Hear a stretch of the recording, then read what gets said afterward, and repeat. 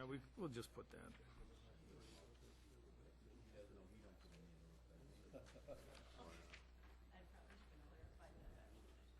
Right. Yep.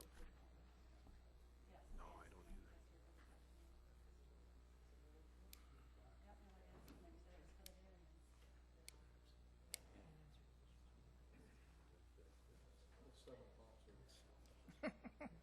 Oh, it is close, isn't it? 10, 9, 8, 7, 6, 5. Check with the group if they're ready. We're ready.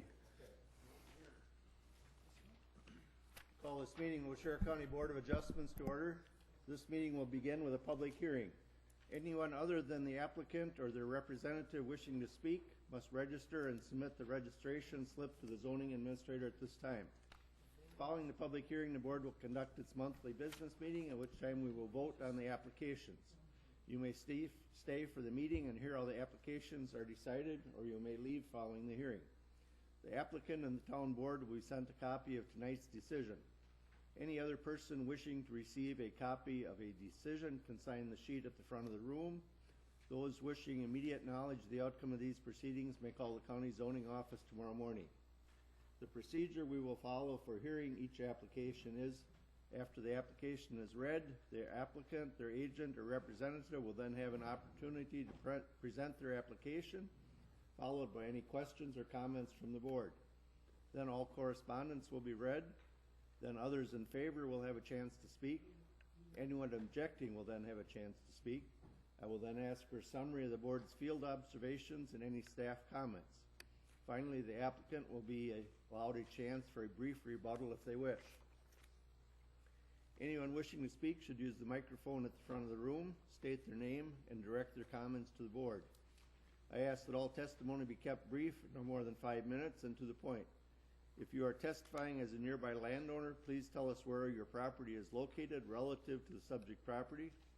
Tonight's hearing will be recorded, and the recordings will become part of the record. Comments that are based on hearsay or secondhand information, as well as slanderous or prejudicial remarks, will be ruled out of order. The board has looked at all the properties, and the record will reflect these observations. Any person affected by an administrative decision of this board has 30 days from the filing of tonight's decision to make an appeal. Such appeals shall be heard by the Waushara County Circuit Court. Information is available from the Clerk of Court's office and qualified legal counsel. The county assumes no liability and makes no warranty as to the legality of any construction commenced prior to the expiration of this 30-day period. Now I introduce the rest of the board. To my left are Larry Tim, Kevin Fitzgerald, Mark Schumacher, Dave Williams. My name is Roger Wagner. Terry Hochstadt, zoning administrator, seated to my right. The first variance to be considered tonight, Donald Christensen and Kathy Farmington, Living Trust, Gurnee, Illinois, and made an application for a variance in accordance with section 58-235. Paragraph A, paragraph 5 of the Waushara County Zoning Code to construct a 16 by 25 single-story addition onto an existing approximately 40 by 25 single-family dwelling. 6 by 25 portion of the existing dwelling to be raised, exceeding 25% of additions and structural repair allowed to an existing non-conforming dwelling, non-conforming due to side lot setback in RS20 residential single-family zoning within the shoreline area. Location, a parcel of land known as Lot 9 of Juanita Pat plot, plus part of the discontinued Vivian Drive being part of government lot number 3, section 30, Town of Leon, Pearl Lake, W4621, North Pearl Lake Road. Is the applicant present? Would you come forward, please, to the microphone?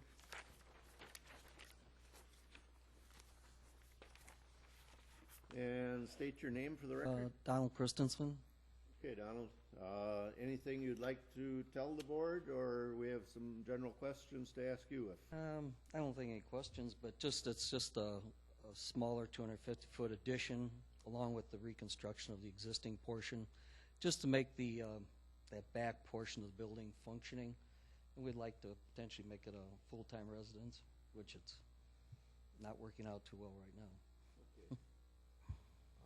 Just some general questions then. Have you had a recent survey out there? Yes, You know where all the lot lines or stakes are? yes. Okay. And have you talked to the neighbors in the township about the project? Some of the neighbors, yes. Okay. Have you talked to the affected neighbor, Which affected neighbor? the one you're going closest to? We're going backward toward the road, so we're not moving toward a neighbor. Although we do know across the road is our neighbor next door, and we're very good friends that are next neighbors across the street. Okay. There's one to, let me get my directions right, to the west, though, that you're already closer to that lot line than you should be. Have you Yes, talked to the west. that neighbor? Yes, Don Peretti, yes. And have you talked to the township at all about this, or no? I haven't personally. Okay. That's Mr. Sorensen, I believe. What type of foundation will this be built on? It'd just be a 4-foot crawl space. And how far above existing grade will the first floor elevation be? Same as what you've got? It's same as the existing grade. Finished height is gonna be a single story? Yes. And do you foresee any problem with stormwater runoff or any erosion to the lake or to the neighbors? No, we're really careful about that at all times. Silt fence and that type of thing? Right, yeah, little berms and making sure the water doesn't pick up speed going down the hill. Do you plan on putting downspouts on the new construction, or? If that's necessary, that's what we would prefer to do. Septic system, has that been updated, or? No, it hasn't, but we've already got the quotes and the permit is pulled to put in new septic. We'll have that done as soon as construction is completed. Any other improvements planned at this time? No, not at this time. And all the other setbacks will be met? As far as I know, yes. You're aware that the cottage is also non-conforming due to water setback and what mitigation is required Yes. for the addition? Mhm. If it were approved? And have you thought about removing or remodeling the structure, any other part down by the water? We would be able to remove the front portion of the boathouse, that the corner of it hits the high water mark, and we could remove that and hopefully add some additional square footage to the back side, away from the lake. Is there a deck down there or retaining walls? There's some small retaining walls trying to keep the sand from rushing down the hill. And have you thought about revegetating the shoreline? We could do that. What are the hardships or unique property limitations that would support the variance? That it's a non-conforming lot, and to add on to the structure, we'd need the variance. And you're aware what permits you're gonna need to do this? Yes. And if an approval were granted, when would you start the construction? As soon as possible, as soon as the frost is out of the ground. So you've got a contractor lined up? Yes. Any more committee questions at this time? I see on the plans you submitted, Portside Builders drew the plans. Are they your contractor Yes. also? Yes. Okay. Have you talked to them? Are they gonna be the ones doing the excavation there also? Yes. And when you dig into the hill away from the lake, how are you gonna hold that hill back? We'd, actually, when it's finished, we'd like to just taper it back and put some boulders on it so that it kind of moves rather than a hard retaining wall, which they tend to crack and move forward. So you're gonna slope the, Yeah, just slope it back a little bit.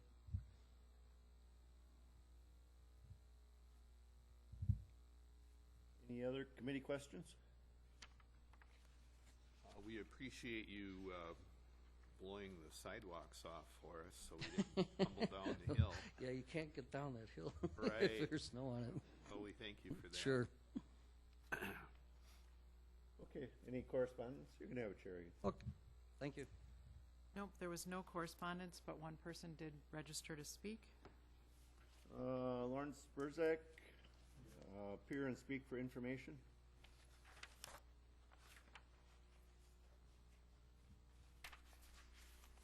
I just wanted a little information to see if any of the high water mark or the has changed since I moved up here, which was in 2003. I was reading some of these stipulations here, and I see they're talking about 60 feet. Has that changed from the 75-foot water mark from the lake? Are you talking about the text amendments? Not the variance that's on Pearl Lake? No, not the variance on Pearl Lake. Okay. This is on Silver Lake. I Right. was just wondering, does it still stay with a 75-foot from the high water mark? That Is that still? That'll be 75 is still considered- there. That'll be considered That's next. the next That'll be committee that next. meets. Okay, Sorry thank you. about the confusion. That's okay. Thank you very much. So no one. No one registered. No one registered to speak in favor or objecting. No. Staff comments? Let me just take care of this stuff.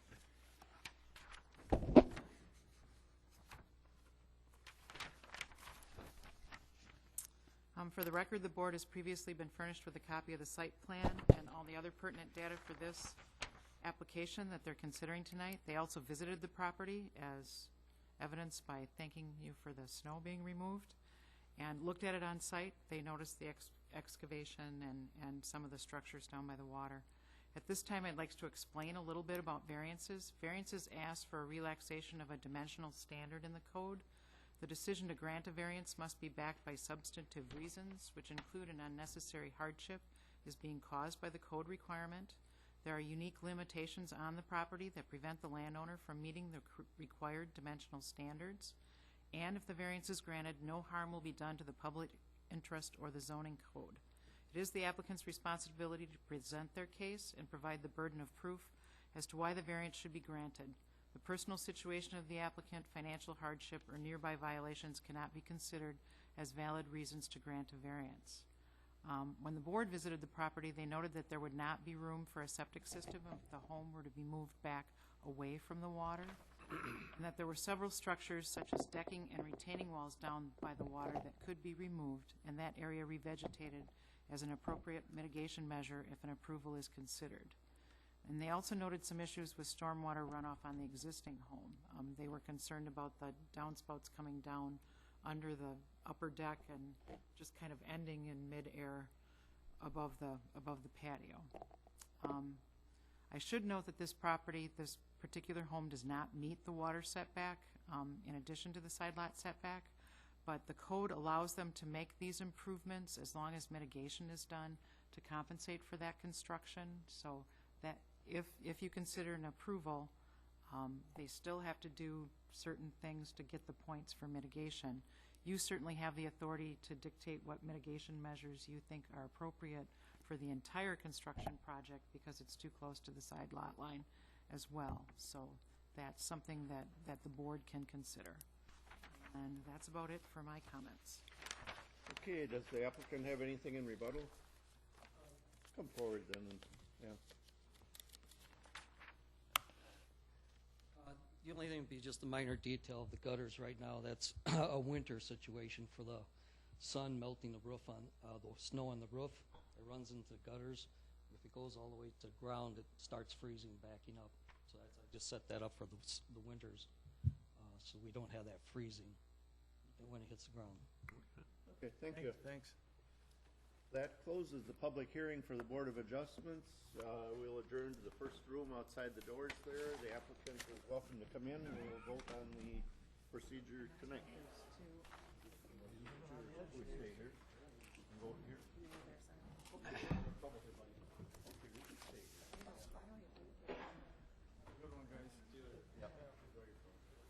Boy, that's gotta be a new record for Roger. It's right up there. It's right up there.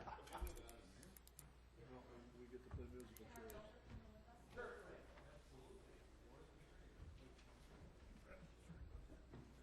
Moving Jerry. Moving up in the world, Right this way, Jerry. And you guys stay here, because what you're interested in, you will do it.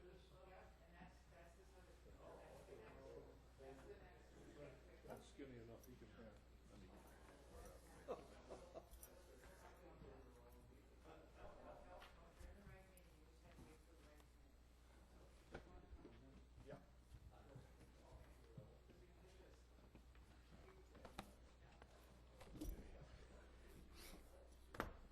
Down one more, fellas. I don't really care, I just. We have to go one. What the hey? Bob can run the meeting, I just They assume, left enough chairs, didn't they? No. Fred just got in the I wrong just pew. assume go home. Fred got in the wrong pew. I'm So where you are. still want to get in the wrong one. Hey. What a night. The weather, cold weather. Really? Affecting what little brain matter I have. Excuse me.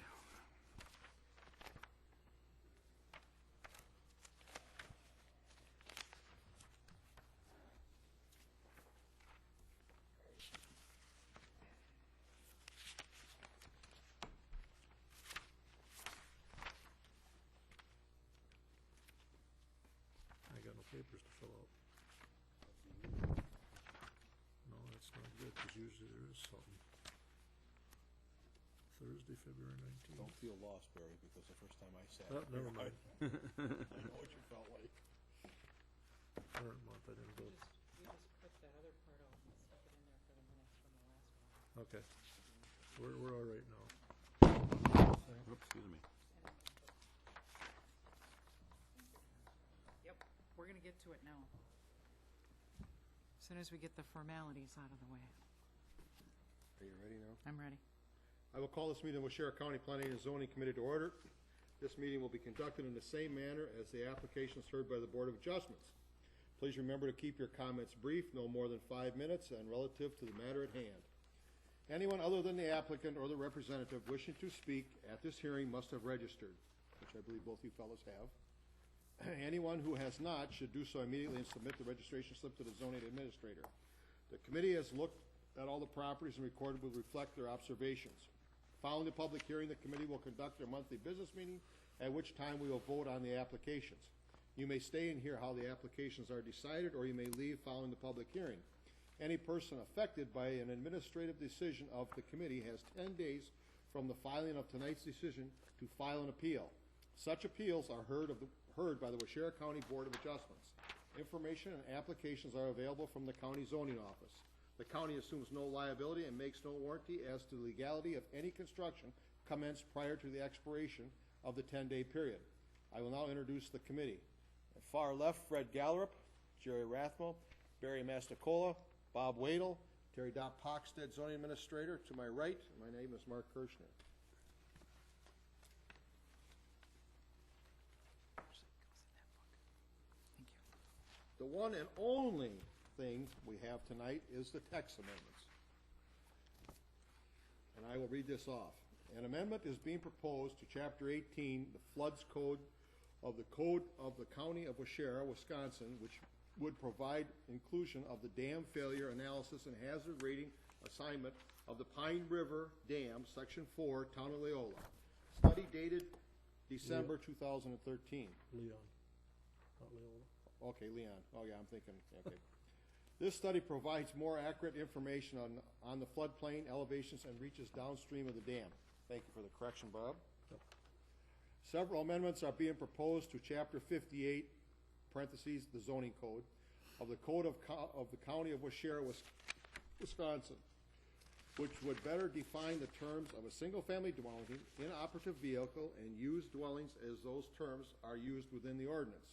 Limits what can be used as an accessory building or a commercial structure, clarifies the limits for expansion of non-conforming structures, and provides provisions for lateral expansions of non-conforming structures due to water setback as recently adopted in the NR 115, allows new mobile homes to be placed where a single-family residence is a permitted use, provides provisions for placing used single-family dwellings as a conditional use in the same zoning districts, further clarifies boathouse construction and use, and allows shoreline vegetation work that is exempted by the NR 115 to take place without the insurance of a permit.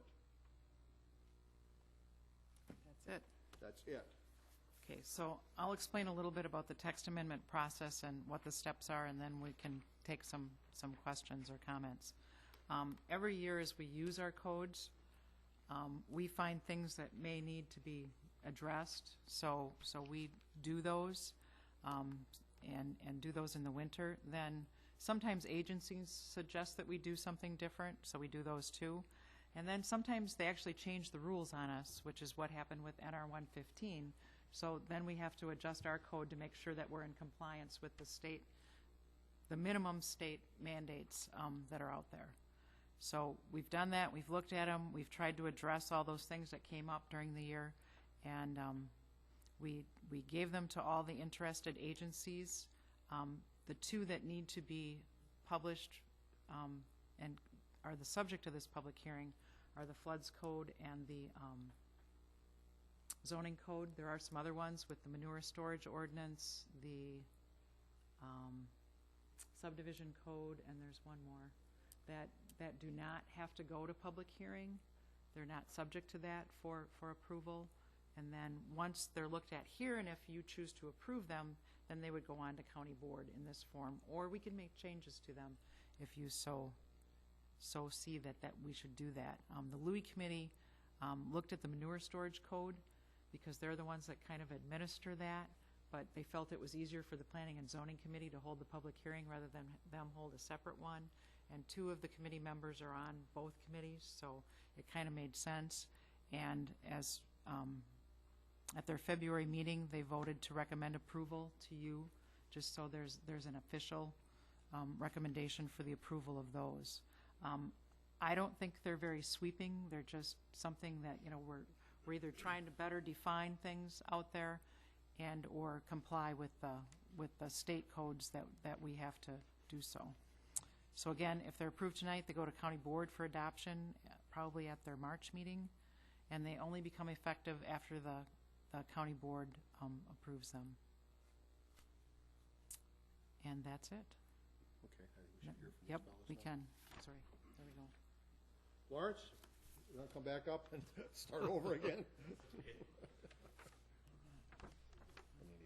was going to steal your copy. Go ahead. Well, the question I was wondering if the codes have changed since I've came up here in 2003. I know the setbacks were from the high water mark, 75 feet was at the time when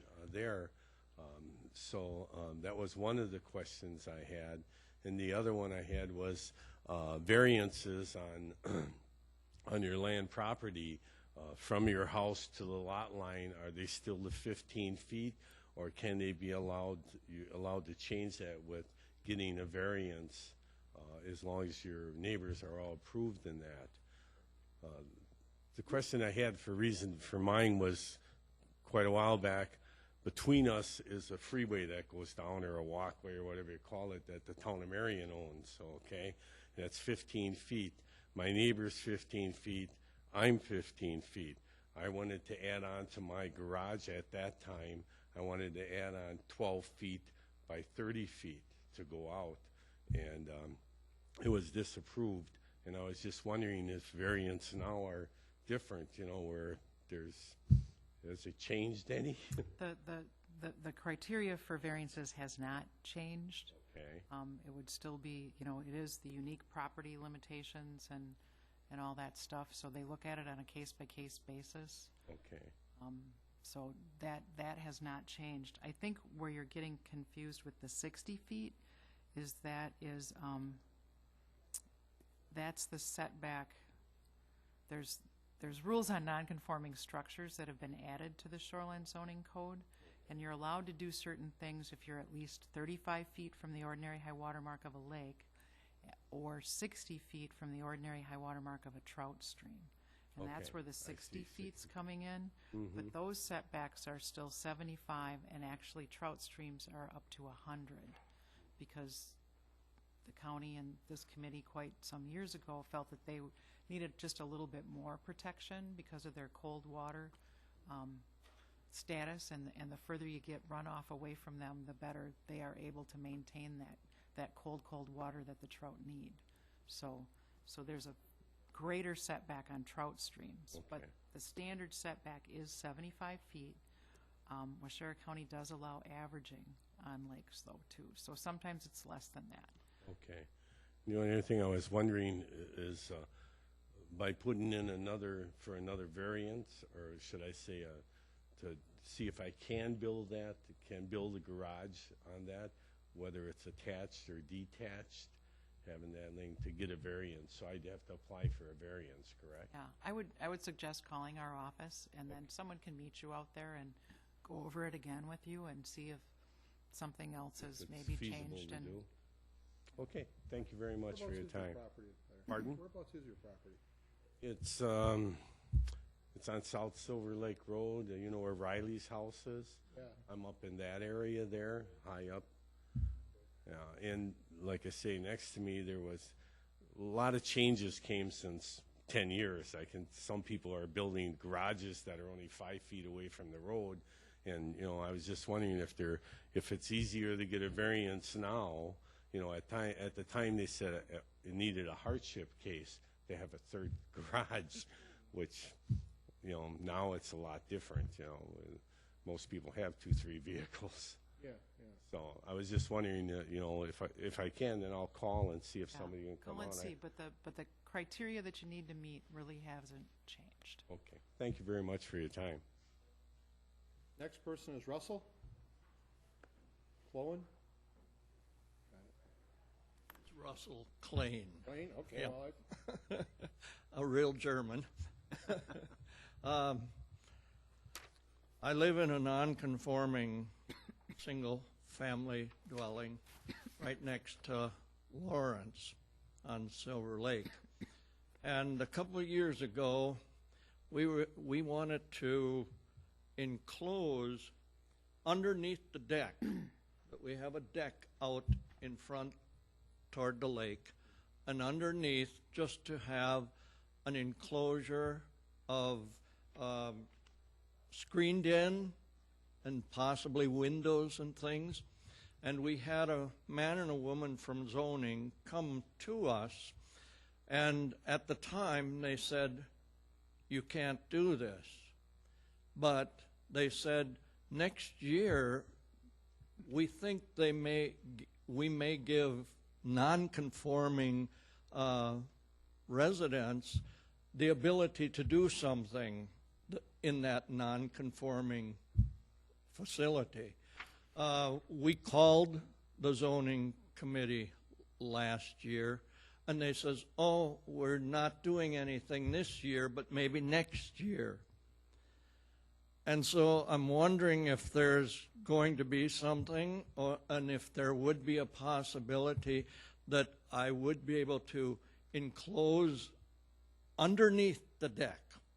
There's a cement slab there, and it would just be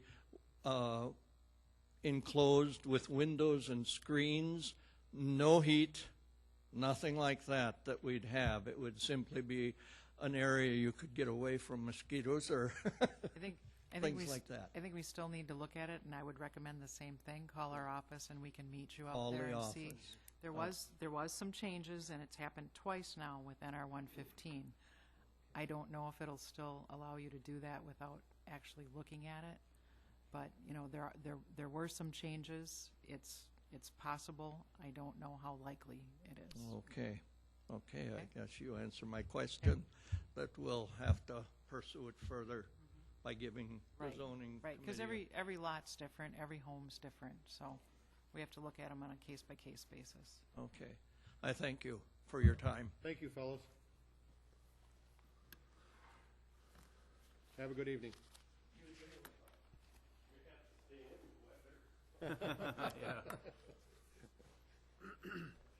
Okay, Terry has had the staff comments, has kind of explained everything to us about the text amendments here. We need a motion to approve or deny. Well, do you want to close the public hearing and then, it doesn't matter? It Okay, doesn't make any difference. never mind. It doesn't make any difference.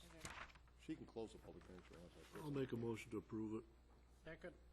Been a motion made by Bob, seconded by Jerry to approve the text amendments.